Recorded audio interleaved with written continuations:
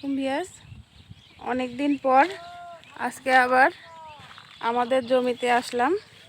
তো এবার জমিতে আমরা এই যে গাজরের জমিটা ছিল সেই জমিটার মধ্যে আমরা এবার বেগুন চাষ করেছি। তো যেদিন বীজ বপন করেছিলাম সেদিন আসছিলাম, তারপর থেকে আর আসা হয়নি অসুস্থতার কারণে। তো আজকে ভাবলাম একটু ঘুরেই যাই। তো দেখো বেগুনের গাছ কিন্তু মাশাআল্লাহ খুব সুন্দর হয়েছে এবং প্রত্যেকটা বেগুনের গাছে জোয়ার আসছে। জোয়ার বলতে ফুলের কুঁড়ি, তো বেগুন হওয়ার জন্য। তো দেখো, তো সবাই যারা চাষাবাদ করে বা যারা চাষি তারা সবাই জানে কিভাবে বেগুনের গাছ পরিচর্যা করতে হয়, কিভাবে কি করতে হয়, মানে সেগুলো সবাই জানো কম বেশি। আমি জাস্ট আমাদের জমিটা তোমাদের সঙ্গে শেয়ার করলাম। কেমন হয়েছে আমাদের বেগুনের জমিটা কমেন্টের মাধ্যমে জানাতে ভুলবেন না। যদি ভালো লাগে বেশি বেশি করে লাইক, কমেন্ট, শেয়ার এবং সাবস্ক্রাইব করে দিও।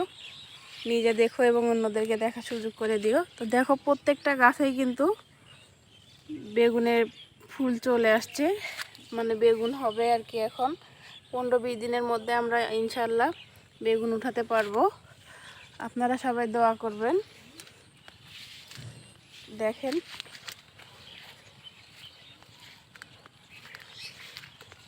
আপনারা জানেন যখন একজন চাষি বা কৃষক কোনো একটা ফসল ফলায় নিজের সন্তানের থেকেও বেশি যত্ন নিয়ে কিন্তু সেই জমিতে ফসল ফলায়। সেটা থেকে যখন একটা করে ফসল আমরা উৎপন্ন করি এবং বা উঠাই, যখন ঘরে নিয়ে যাই বা বাজারে বিক্রি করার জন্য যাই, তখন কিন্তু অন্যরকম একটা আনন্দ, মনের ভিতরে একটা অন্যরকম প্রশান্তি।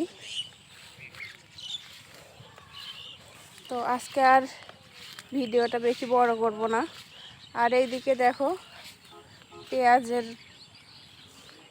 বীজ বপন করা হয়েছে। তো এগুলোতে পেঁয়াজের গাছ হবে। তো এগুলোকে পুল পেঁয়াজ বলে যেগুলো, সেগুলো এই যে।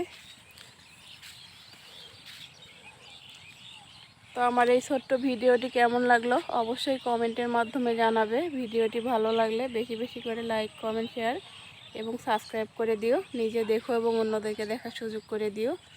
আজকে এই পর্যন্তই, দেখা হবে নতুন আরেকটি ভিডিওতে। আল্লাহ হাফেজ।